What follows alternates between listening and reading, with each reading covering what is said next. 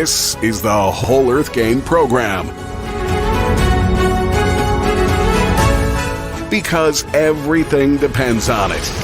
Alanson Charles is a 64-year-old environmental designer of One Whole Earth System, a graduate from Art Center College of Design in Pasadena, California. Class of 98, Alanson is a whole systems thinker with a better way to find the way. A visionary designer struggling against the standardization of inadequate housing, food, water, energy, and occupation. For every living thing, just 5 things. Looking for his first big break, he comes to you with his first book, Play Whole Earth Game. In 1995, Alanson re-entered academia with an idea to end the lack of adequate housing and runaway inflation. Since then, he's been extremely focused on whole systems thinking, as imagined by R. Buckminster Fuller and his book called The Operating Manual for Spaceship Earth. This book is the direct inspiration for Alanson's book, called Play Whole Earth Game, where we assembled a board of directors with the likes of John Todd, Amory Lovins, Nikola Tesla, to get us out of any situation our little spaceship One Whole Earth can get us into. As you know, a good meal made with love is the real food. Let's plant a garden to continuously provide the best possible food. First, feed the body, then feed the mind. A personal garden and/or a community garden feeds the body and the mind. It leaves a legacy of plenty. All living things need 5 things: home, water, food, energy, occupation. But before we start, let's remember the 4 agreements and the 7 laws that govern the all. Remember, everyone plays at practice. Don't be late.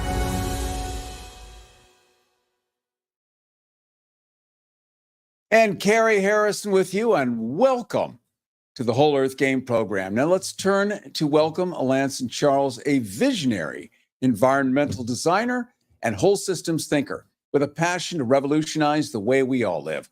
Alanson has dedicated his life to finding solutions to the world's most pressing issues, inspired by R. Buckminster Fuller's Operating Manual for Spaceship Earth and Alanson's debut book, Play Whole Earth Game. It transforms the way we approach housing and food, water, energy, occupation, all with a focus on sustainability and community. He shares his vision for a better world. Let's now embark on this journey together, remembering those 4 agreements and the 7 laws that govern us all. Get ready to be inspired and empowered to create a legacy of plenty. It's the Whole Earth Game program, and here's Alanson Charles. Wow. I really feel pretty special with that introduction. Thank you, Cary. And I want to say, for those of you yet to come, for future generations, we got to pay it forward to buy it back. We're going to have to work a little harder to get what we need now, but we're going to get there because there's only one way to go. And together we can seed what happens next. For every living thing, right? Just 5 things. Together we depend on unity. Without that, we can't really go anywhere. So what we're going to talk about today is the details of how to get into this game and what we're doing here, because intellect, of all the resources, for some reason we have been gifted with this thing called intellect, and it is here. And what I present to you is nothing more than what was presented to me, and it felt like my job was to bring it to you in the easiest possible way. Let's simplify what it is that we are doing on planet Earth. And Buckminster Fuller had the same idea. He thought after his first child, was succumbed by childhood disease, he thought it was the end of the world. And when he was given a chance to have another child, he thought, well, maybe the best thing I can do is just end it all right now and give him a life insurance policy of $100,000, which in those days was quite a bit of money. But he thought, what if I just decide to stay on and see what happens next if I just decide not to? And maybe what if I started thinking about, instead of just me and what I need, what about how everyone needs a place to stay tonight? Everybody needs clean water, and everyone needs the energy and food. And this is all part of the gift of this planet. As you know, this is all given to us for free. If we know how to really get to it and really work with it, we can absolutely have our own great experience. And this is what we're trying to do here in the game, is just to It's just simply get it into like a game format, because people who use the game as a way to get out of trouble live longer, stronger, happier lives. Do you know what happened yesterday, Cary, in the real news, in the real world? And you know what numbers they were? It was 6 June, and it was 2-4, which is 6, and it was 2-4, which is 6. And a miracle happened. Julian Assange was released from prison with his head held high, his integrity in full tact, and he is one of the main players that we are looking for in this type of the whole earth game. This is a person who will put himself on the line. And of course, where did I find that information today? Was it on any of the news programs? Was it on Fox? Was Fox News jumping up and down today, having a celebration about Julian Assange's release from really solitary confinement, which, if you know anything about the psychosis of incarceration, solitary confinement, and it being ignored and being ostracized is absolutely one of the hardest struggles we'll have on this planet. God help us if we say something that might rub somebody the wrong way. And in the days when we thought free speech was just something we could take for granted, we're in a place where we have to really drill down even more. And now I got that from Amy Goodman, of course, from Democracy Now! So we want, and that's exactly, so she's another inspiration. There's no question that what we want is democracy now. So you put it in the title. What I want you to do is play Whole Earth Game to find your own democracy now. Right, here we go. I mean, it all comes back to this thing. And while I'm going over this with you and just going over our association, because it's like I am the fan. I'm the crazed fan. I'm the other side of it. Instead of a gun, I get to use the words. Words are power. What I think and what I say is real power. And as we bring it to you and your viewers, we're doing, his will. His will, that will, its will, the will of our creator. So this is what I'm doing is I got in over my head. I went to a school with a good idea. I thought we could just get a couple guys together and make it look good. We'll have a couple of race car style houses and just go into production, and I'll just get into it. And I did, get a chance to go all the way to some weird meeting with some folks from the Oxnard World Trade Center. And talking about using this steel tube housing with some Ukrainian people, interestingly enough.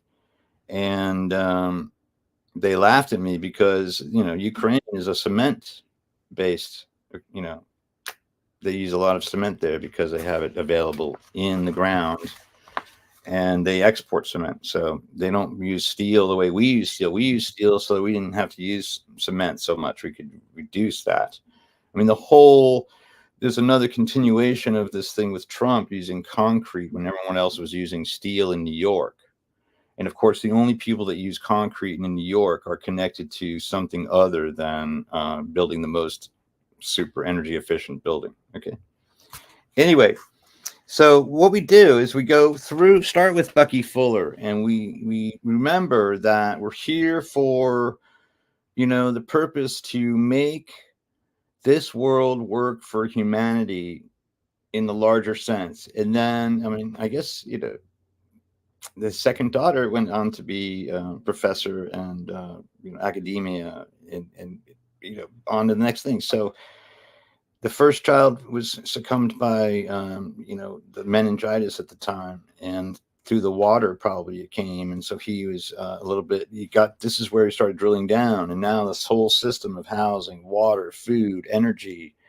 And so when I understood that, I just said, okay, we're going to throw out the whole steel tube housing and start from, scratch. And then I ended up going to visit with Nader Khalili, and so I went from working with steel and cement into working with earth.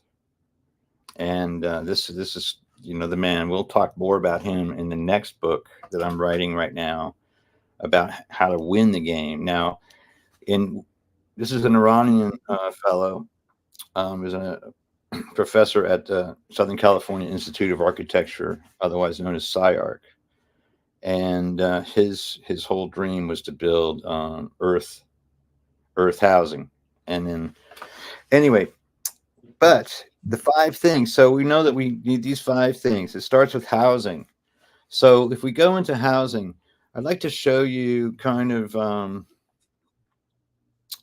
well, it's not time for that. Let's just go into this. Let's talk about Christopher Alexander.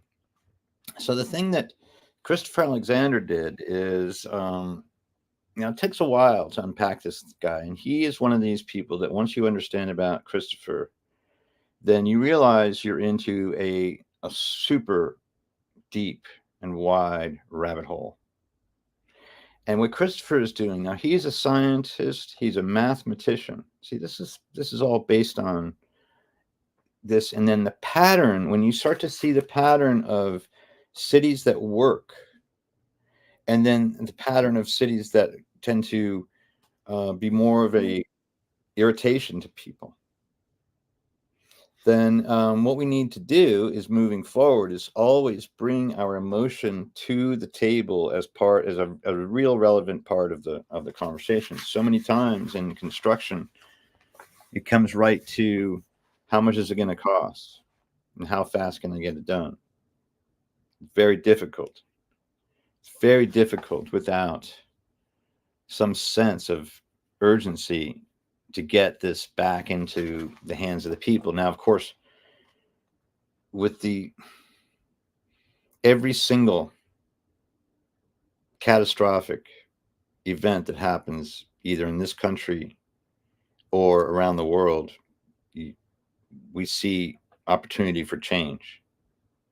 And it's not the kind we like. We like the kind that we invented ourselves, and we want to be, well, in my case, I like to be anticipatory. I don't like to be catching up and making fixing problems that happened because I didn't do the right design. I want to make sure I get it done early, and I want to help you understand that you can do this with every aspect of your life.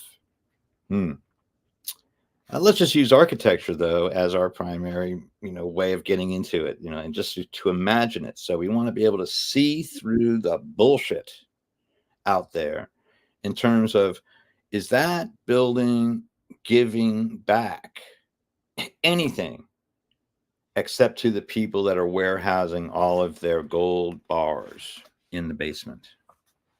A full warehouse filled to the sky with gold bars has no use to any human being on this planet, okay? Because we can't do it. Okay, the next person that we're going to learn about, and I want to take a break, and we're going to see the short movie I made. Now, this is from a soundtrack that was given to me by somebody, a man, Sir John, and he created this soundtrack, and I was able to put the drums on top of it. So please enjoy this 55 seconds. Take a little break.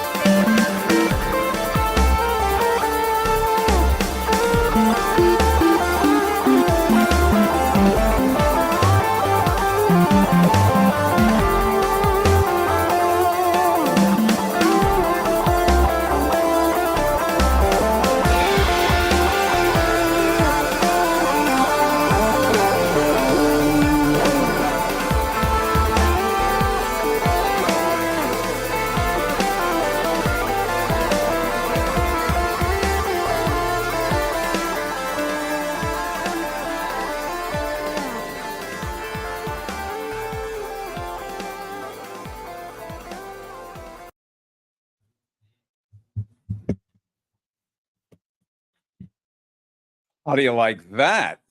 If you like good music, original compositions, and part of the craft of great storytelling and of understanding, using analogies, using uh, other forms to tell the same story is to obviously by bringing music in. As they say, music tames the wild beast, the savage within all of us.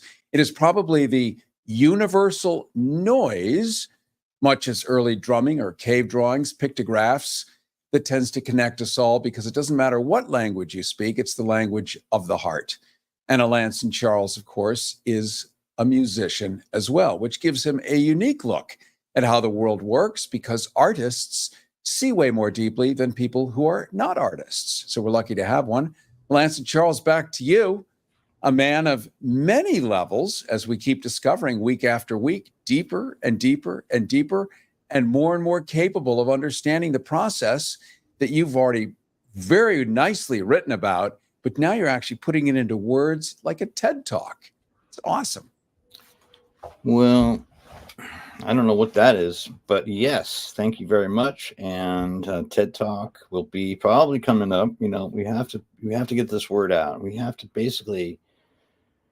The first thing that I just watched a lecture with Buckminster Fuller at UCLA in 1973, and he explained the first thing he said to everybody, and I want to give you that too, is that I have nothing.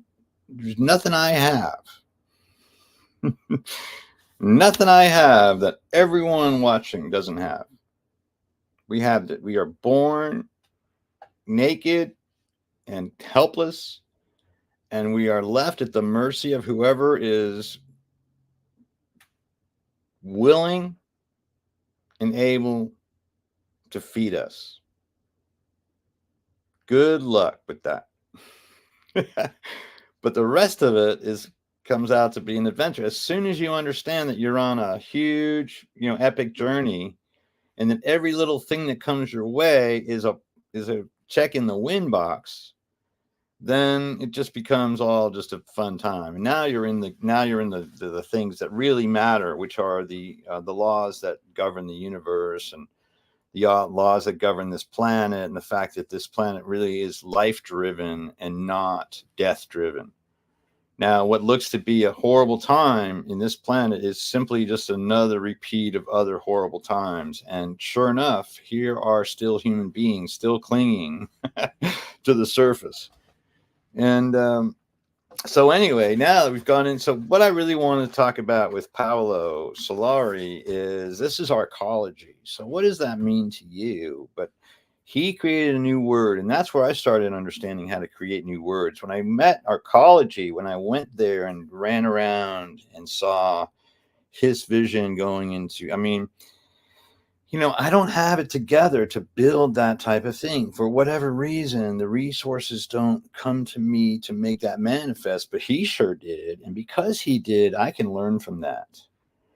And the same thing for Bucky Fuller. The things came to him. He was, it was a long story of how he got into the situation where he becomes my primary teacher. But he's also the influencer of Paolo Solari. Paolo Solari went to work for Frank Lloyd Wright, thought he was too docile, wanted to go further.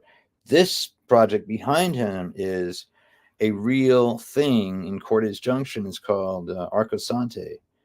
And it is it's a real demonstration of how to use the environment and energy and the flow of energy to heat and cool and do all these types of things, all funded by casting of bells that were, probably just, they're unique to that thing, I could never understand that. But they were able to raise money casting bells, and it was interesting. If you have a Solari bell, it's probably worth quite a bit right now. The next person on our list, who I brought in, who was one of the early, once I saw this man's work, I knew, we're going with John Todd.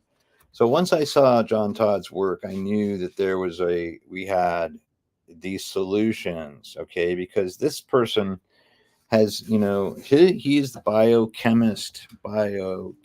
He is the what I call him in my book. I can't remember, living machinist, of course. Because now what he did is he went after super polluted cleanup sites and found the ways to remediate these horribly polluted areas using biofiltration and biotechnology to disassemble toxic material to create a cleaner and more it's actually, you can come back almost 100% from complete degradation. We want to do a thing called grow it green. We're going to grow it green. Now, my vision is that we can start to work with petroleum companies in all areas to work with mediating and mitigating some of the pollution that is part of doing business in petroleum. So if we're there using biofiltration and John Todd's technique, we can really reduce any kind of harm from that activity until we get completely off it. We're so close to getting completely off of oil, coal, and nuclear. This is why they're sending their guy, they're just sending a Hail Mary through these presidential candidates, to see where we want to go. And I think that we're going to go into this, life has a tendency to go in the direction of life. We tend to want to go towards life. Even how angry you get to be, you still, suicide is the last resort. So with John Todd, we can go to any water situation where there's pollution and we can start the industry of cleaning up that area. Now, the byproduct of clean water is food and energy too now, because we can turn water into energy in a heartbeat with some energy, with some solar powers, some wind energy. We can turn water into, hydrogen and oxygen and compressed air and all kinds of things that are coming out finally towards, in our lifetime. Maybe they'll solve it and give us the holy grail of free energy, because energy, of course, is everywhere. And, who we'll talk at the end about is our guy, Nikola Tesla, who was experimenting and telling, loud, on my board is Nikola Tesla. You beat that. You telling me you have someone who's stronger in terms of energy, understanding, and how to make it work for all people, and I will give you a whole 5 cents. Leave it in the comment section below if you think you know somebody better suited to design our future electric grid, or non-grid in this case, because we're going to be moving away from that very quickly. So John Todd, well, now, so how do we get this thing going? I was just explaining to our neighbor, we have a vacant lot, and it's been cleaned out. There was a tree or two, but they were just kind of bushy trees and weedy trees, and decided to go, that was not going to happen. So we have an empty lot. The lot is for a dog park. The dog park has stickers, or whatever they call. They're basically foxtails that stick in the dog's claws, and it's pretty bad. If they go in the nose, they go in the ears. I had a hunting dog, and we just spent most of the time at the vet with foxtails. Spent a lot of time there. So the question is, what do you do about this? Well, the goal is to till that thing and then come in with seed balls that bring the kind of food that you want, or the kind of grasses that you want, and the kind of mycelium that you need to keep the invasive species, the weedy species out of the situation. Then you can turn it over and to be the kind of landscape that you want, all through design and the use of seed balls. Pretty much no work throwing these things around and then waiting for the thing to rain, waiting for the next rain to actually activate those seeds. And because they're California native seeds, they should get a jump on it. See, that's the point. How we go back into wildfire areas, we've got to get rid of the invasive species that come in and make those fires hotter, stronger, more powerful. They completely wipe out the native grasses. They take over, as you see. The beautiful mustard colored mountain range in California is an invasive species designed to increase wildfire. As we move forward, we got Jeff Lawton. Don't forget Jeff Lawton. Where are we? 9:30. So help. Yeah. So 26 minutes in. This is great. Now, Jeff Lawton is our food forester. So he took basically the information. So there's always a line. The line is coming through the anticipatory design science, getting ready, building something now for something that will happen in the future. Building something now, anticipating what will happen in the future. Now, think about that. I want you to keep that in your memory bank and you keep that in your imagination sack. Imagine building something now, knowing something will happen is some of the, like, that's the long-term thinking and understanding of where we sit in this, what we call modern times. In the now time, we are just in the now. Okay, so this brings us to, well, Nikola Tesla we've already talked about. So Jeff Lawton is our food forester. We know that we can go in and start to green the desert with the things that we have learned from Jeff Lawton. So you see the board that I'm bringing together. I've got somebody there with a big vision. I've got other people that are following that vision. Now, I think that these people have not necessarily given the right connection to our Bucky Fuller. And then he really goes back to our creator. I mean, it's all about like getting on your knees and that point of desperation, saying, please help me, Lord. And then being willing to hear the response that says, you know, do something you never thought possible and hurry up about it. Okay. Next. Well, see, my question is, so the four things that we were talking about: a place to sleep tonight,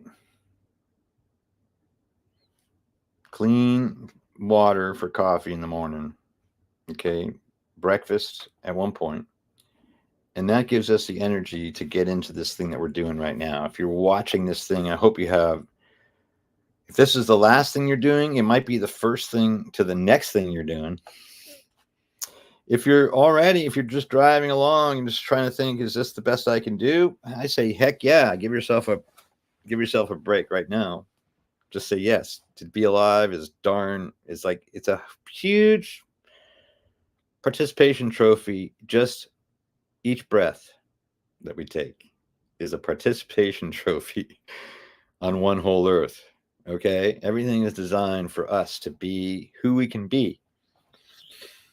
Now, I'm going to jump forward before I go back, but here's the thing. Who doesn't love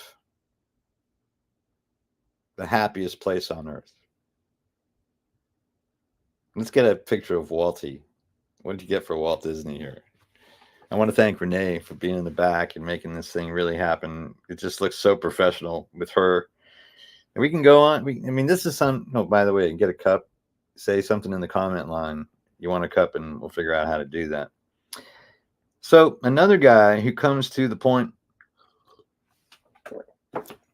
of self-destruction and then, finds some way out, and, Steamboat Willie, let's just put it to music. I don't know. By one thing or another, now we have what we think about as being the happiest place on earth. Is that true?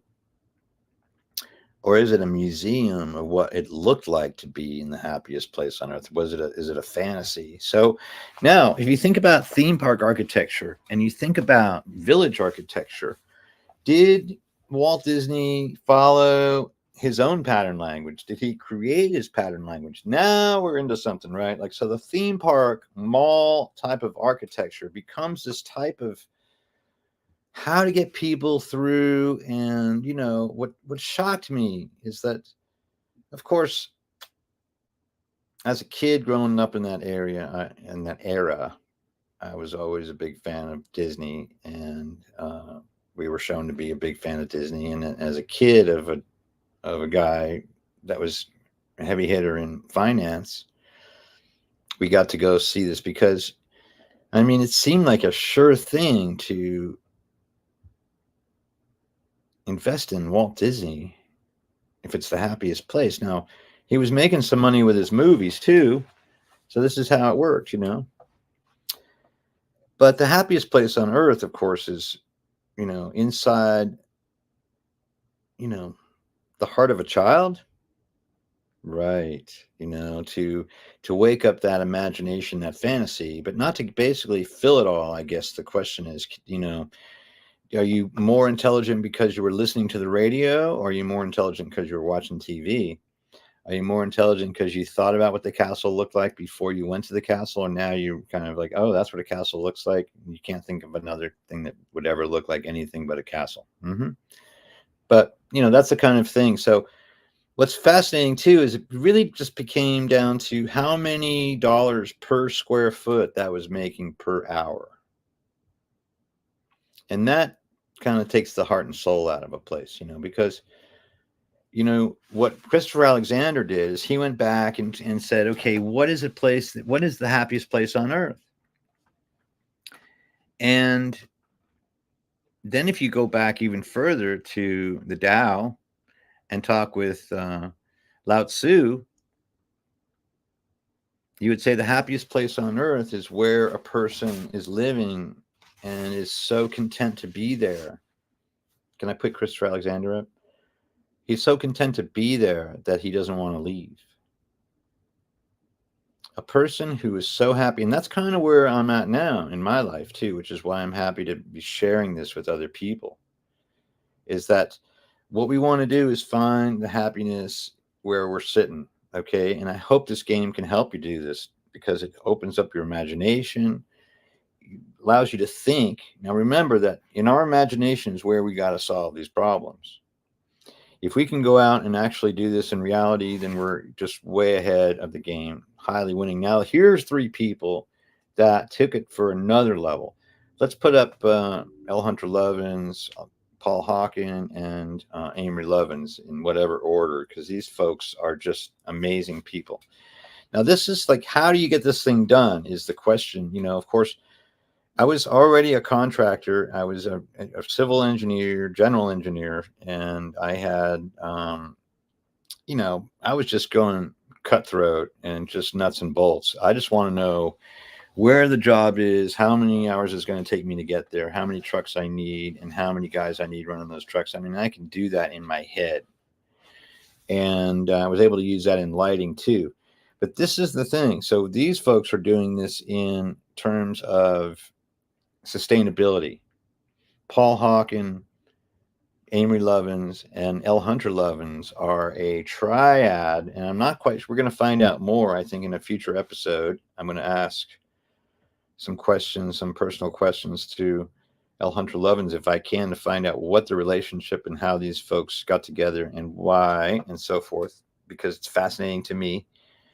But they laid the groundwork of the blessed unrest, natural capitalism. Natural capitalism is the primary handbook directly from, you say, you heard about Buckminster Fuller, and you heard about the World Game, and you heard about anticipatory design science, and then you get to read natural capitalism, and you say, oh, that's what you were talking about.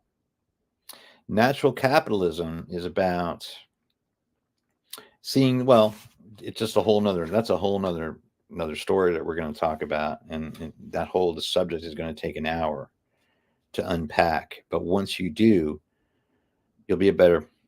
So basically, here's the point is, at the end of the day, they created a thing called the 17 Principles of Collaborative Design. Okay, that's the primary takeaway. Now, I would love to think that I had something to do with that, but I'm trying to drill down and focus on these things. These guys have books and pages and pages of the details of economics of sustainability. And sure enough, as it was predicted, we are in a situation now where, because solar thing, okay, let's go. I got to step back a bit, because I've actually lived through this stuff, and I can tell you from being like a fly on the wall in the situation that was happening. When I was writing this book, we were in a thing called the Enron debacle.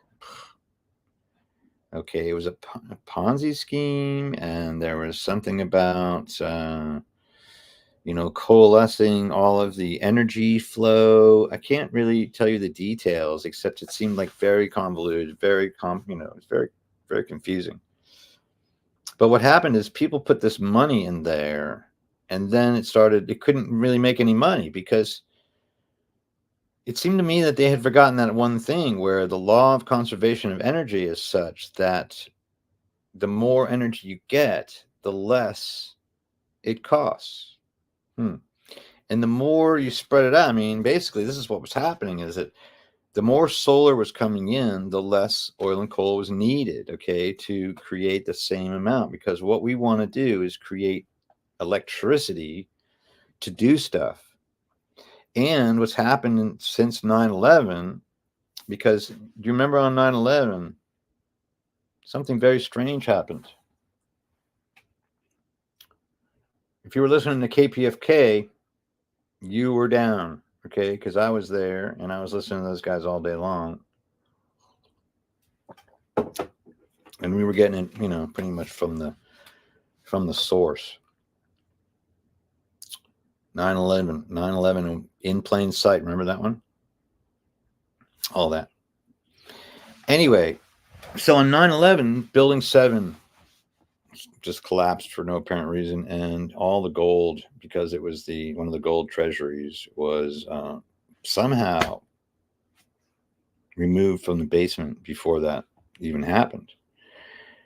And that was where all the records for Enron, in this case, were being held. And like the day after that, there was no more Enron discussion. I can't remember Enron ever coming up.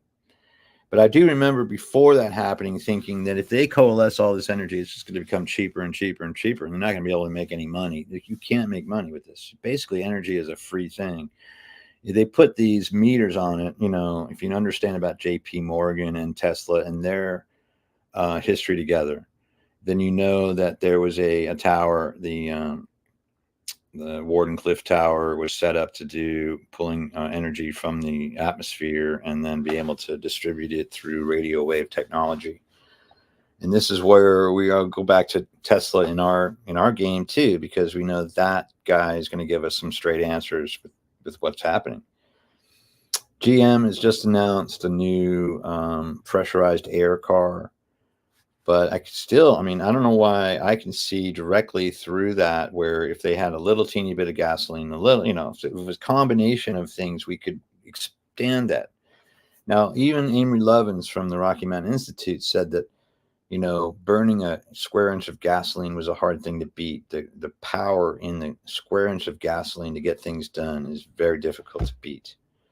But we can do it. I mean, if you take a little square inch of gasoline, take a square inch of the square, use that to ignite, or, capturing energy. They say that you can't get more energy from a thing than you can get out of it, but that's completely ridiculous too. If you have 4 wheels, 3 wheels can be used to make energy, and 1 wheel can be made, please, just here we go. So now that's, to restart the game. So basically the clean sheet of 17 principles designed and written by L. Hunter Levins, Amory Lovins, and Paul Hawken, and with the help of the Rocky Mountain Institute, they created, the thing that we're going to use to start our game. So we reset the game from here this time. Every single day is a new chance to reset the game. Just cheater, spoiler alert. To find, the details. My book also too is a simple. I'm lazy and I'm a regular guy and I'm just like you, and I don't want to do a lot. And so I just wanted to get something really fast. Like if you just read the cover, you can get a lot out of this book. If you're like me, I'm a cover reader. That's pretty much all I read. If I can't feel it, through the cover, I'm probably not going to get that book every once in a while.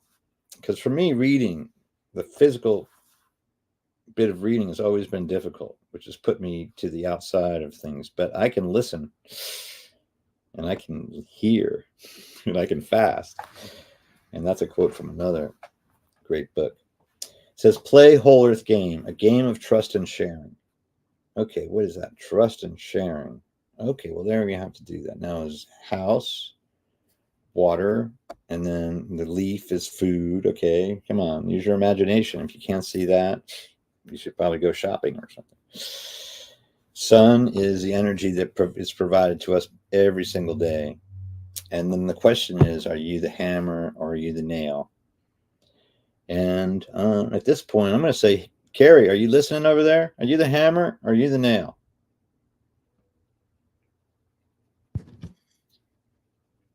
Well, we all know that I'm generally the hammer. That's right. Boom, boom, boom. So what do you think so far? Is this completely some other planet, or what are we doing? Of course it's another planet, by the way. It's the whole Earth planet. Go ahead. It's Spaceship Earth. Well, all of it makes such complete sense. And what you're doing is suturing together all of these different concepts so that we sort of get how stuff is interconnected. And I'm glad that you talked about everything from 9/11 to Julian Assange. All of this is relevant because the free flow of information allows you to do what you're doing right now. Without your voice being out there, we can't know what's missing.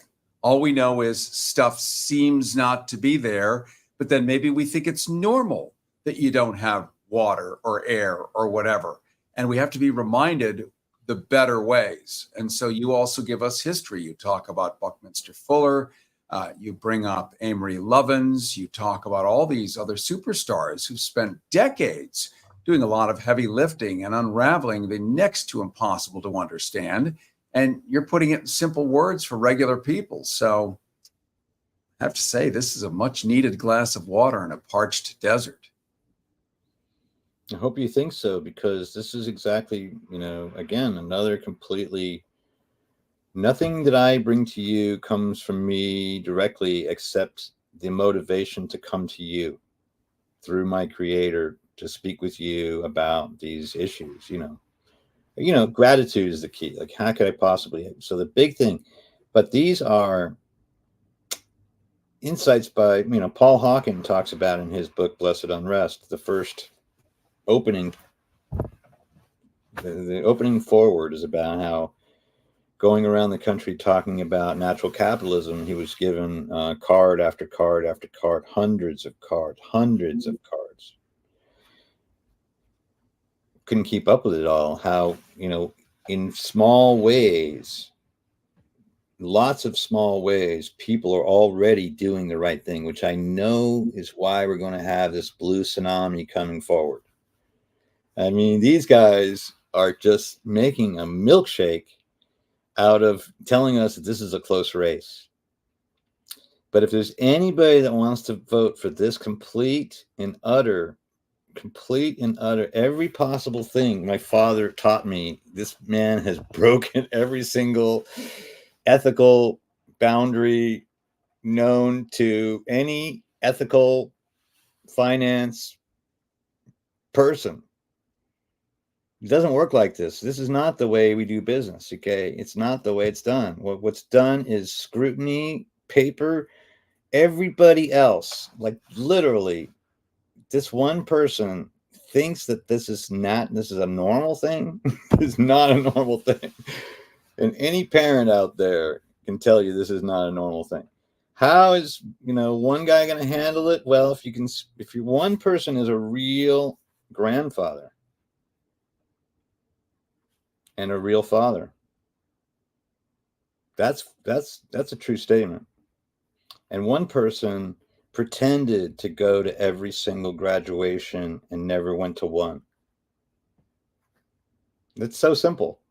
And I don't think anybody can miss that. I just don't believe anybody can miss it. And I think so this is what we need moving, because I tell you this, the only reason I'm walking in this time on a road less traveled is because I've got to be completely stark, raving, coherent for what the next chapter is going to hold. There's two ways to go. What do you think, Cary? You've read the books. Yeah. You are one of my mentors in the subject of Sophie's Choice and how fast it goes from some perfect life to some completely insane life. One of the things that's really clear is this is no longer a theoretical or comfortable proposition where you can sort of take it or leave it. Back when Al Gore was originally talking about climate change, or Well, talk let me about say something there. Yeah. Sure enough, I mean, once he got, the election stolen from him, might as well go. Oh, by the way, we should be go. And I have his book right here. The Future, Al Gore. right, Boom. right. There it is. Big old nasty thing. Again, I read titles. So luckily the title was short enough I could read it. Yeah, he was smart the other that one- way. Good The other one, politician. of course, you gotta have this one. This is the one. This is the Holy Grail. Yeah. You gotta have natural capital. Anyway, these are the antidotes, right? Because with Naomi Klein, through you, through by proxy, Amy Goodman and Julian Assange. Now we're gonna talk about your October surprise in July. Talk about some Bastille Day stuff.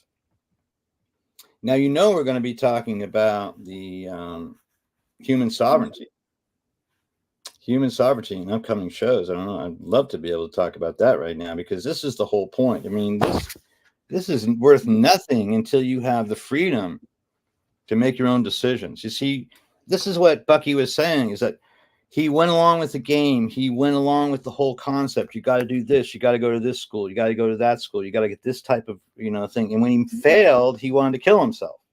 And I felt the same way. And then you realize, wait a second, I'm here for way more than this. This is not my job. My job is to help people get out of, to be homeful and hungerless in the shortest amount of time. Okay. I don't know anything about that other thing. God, creator, help people become homeful and hungerless. Do one small thing. And we're big on 1% a day. 1% a day for the planet that's still sick. And a few kind words. Now, if you can make it 10%, or you and I mean, aren't we going? We're like 110%. Now, Renee's in here. She's in there for 120%, because all women are in for at least 120%. There's a good news equation here. It only takes 15% of the public to decide something to literally change the bottom line, to literally change the behavior of giant corporations and of politicians. And a great example would be high fructose corn syrup. Now, we've all heard of it. Most people have no idea really what it is, but they know they're suspicious of it because there was enough news items and conversation around high fructose corn syrup not being good for you that people decided, I don't think I want it. Some people remember they were talking about diabetes type 2. It is a major contributor. It is 7 to 10 times more powerful than regular sugar. That means when you put it in your body through a bran flake or any other ubiquitous beverage, whether it's a cola or a soda pop, it has almost 10 times the amount of what it would do if you were looking to get diabetes. Likewise, it metabolizes and processes through the liver like alcohol, and it causes cirrhosis of the liver. So people didn't understand medically, scientifically necessarily, but they heard something dangerous. That was enough for General Mills and Kellogg's to pull high fructose corn syrup out of Raisin Bran. And you might remember, and this is maybe 8 years ago, on the very top of a box of Raisin Bran was a big yellow stripe with black lettering on the top that said contains no high fructose corn syrup. Again, people not sure what it is, but the fact that it's screaming, there ain't none of it in here, they started selling lots of those bran flakes again. Then they started putting it on everything. No high fructose corn syrup. You can still find it everywhere. It's kind of still back in there. It's in Twizzlers and, all kinds of candies and stuff you may not pay attention to. But in sort of Whole Foods, so to speak, they pulled it out because only 15% of Americans were skeptical. Why is this good for us? Because what Alanson is bringing forth about the earth, about the environment, about getting along together, about co-participating in the betterment of humankind, it only takes 15% of us. It's not like a democracy. It has to be 51% or forget it. It does not work that way. It's a tiny fraction of people that want to get into action that literally change everything. When it comes to humankind, 2/3 of people are sane, 1/3 are nuts.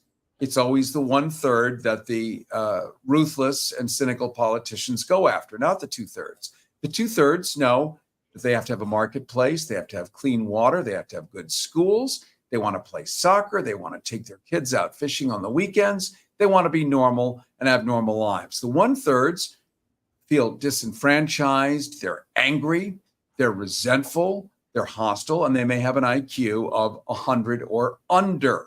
The average IQ of a live human is only 100. Wait a second. Only 100. So that third is 100 and But under. see, this is the funny thing, though, Cary. Even those folks with that particular whatever you just described, 1/3, 2/3, 5/3, 10/3, I don't even know. But the point is, they all still need a place to sleep tonight. You see, and they still need to get up and get some coffee in the morning, and they're still going to go to the refrigerator and open the door for something. And right. And then what they're trained into, of course, and this is where we are again at Free Speech Radio or KP, wherever we are talking to you who are listening to us, you know better, you know us. And we're going to tell you that, there's only 3 companies running all the food that you can get at those stores anyway. So we need to understand that, which is why having a garden that you can actually consume and use is something really important before we completely forget. Now it's just not convenient, darn it. It's just not. And, but it would be good to have just enough in case something stowed away, one of these things, just in case. I don't know what it is, but it's time to start getting ready for whatever.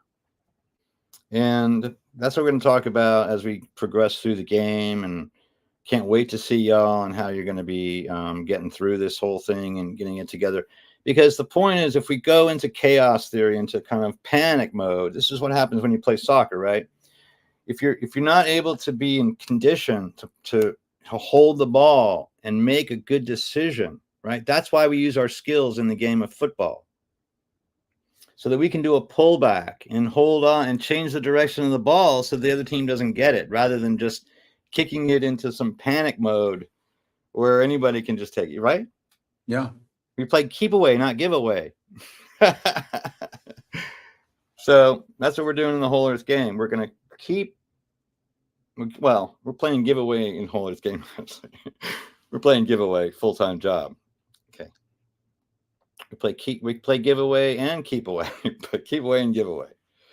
I don't know. Thanks for listening, everybody. And I think that's about the end of our time.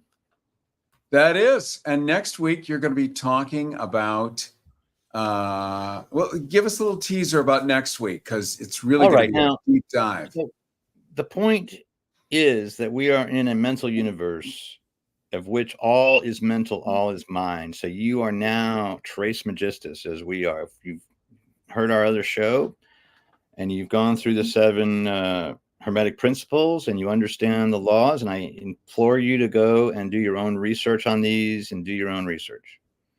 If you think that we're onto something, keep coming back, because we're going to talk about how to use those and manifest what we really want. So in this mental universe, we're going to look at what we want. We're going to see the future as it should be. Now, in order to do that, we need to break away from the mental construct of being in a prison planet. And that's different for everybody. Or maybe it's the same for everybody. But tune in. Next week, we're going to be getting into the Declaration of Human Sovereignty. And based on the fact that my birthday is 7/14, which is also Bastille Day, and the fact that I was born at 7:14 in the morning. We're going to start at 7:14, and we'll have another review at 7:14 in the evening. And what I hope to present to you all is your freedom. We're going to break down the walls of the house of, the torture chamber.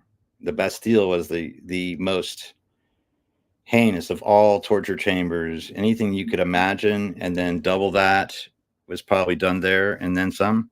Okay, it was a horrible place. The people literally, this is the time we are going to take down the walls of these people who are trying to manipulate us, and we're going to regain our freedom. And this is what Bucky wanted from us too. Remember, he's like, as soon as I started having to think for myself, I realized that pretty much everything they told me was not working for me. I had to go think for myself. This is to help you think for yourself and realize that there's a difference. It's your way is the only way, and the way is your way. Well, it's going to be wonderful next week to really do a deep dive into human sovereignty, because every single person, no matter who they are, that is a home run. That is a central point. My freedom, your freedom. And where do I stop? Where do you begin? And how do I hold on to it? And who better than you, Alanson Charles, to take us there next week? Just ready, and just regular guys. See, if I can do it, you can do it. If you can do it, she can do it. If she can do it, he can do it. We can all do it. I mean, that's what Christ said. I mean, did you hear that? Oh, Jack Black, or that guy, Louis C.K. Black, he says. And then they brought the new guy in. Well, they brought the younger version in, the Christian guys. There's two Bibles. There's one, the old one, and the new guy. Anyways, funny stuff. Well, let's thank Renee Yawarski, the great goddess, Yawarski. Upon our bended knees, we now lean and proffer the gold bullion of thanks to her special and spectacular talents as technical director and great wise thinker and sage. She adores you, Alanson, and really appreciates what you're doing to help the people of Earth. So we'll look forward to seeing everybody, all of you. We are twin. Now we are okay. So this is 3. So that we got 3 of us, and then Mike Schmidt somewhere in the number 4 level. When we hit number 5, we will be into that's the organic seed. The pentangle of possibility. Yeah, the pentangle of possibilities. The next level will be 8, and that will be infinity. So once we hit that level, it's all or nothing. It should be self-replicating. Well, our words, like just the seeds that we're planting today, should be replicating. That's how, according to the laws of the universe. I'm going with it. I'm going with it. All right, my good friend, you are the best. And I think we'll just go ahead and boom. And then we'll meet just right. This is the WholEarth Game program. Because everything depends on it.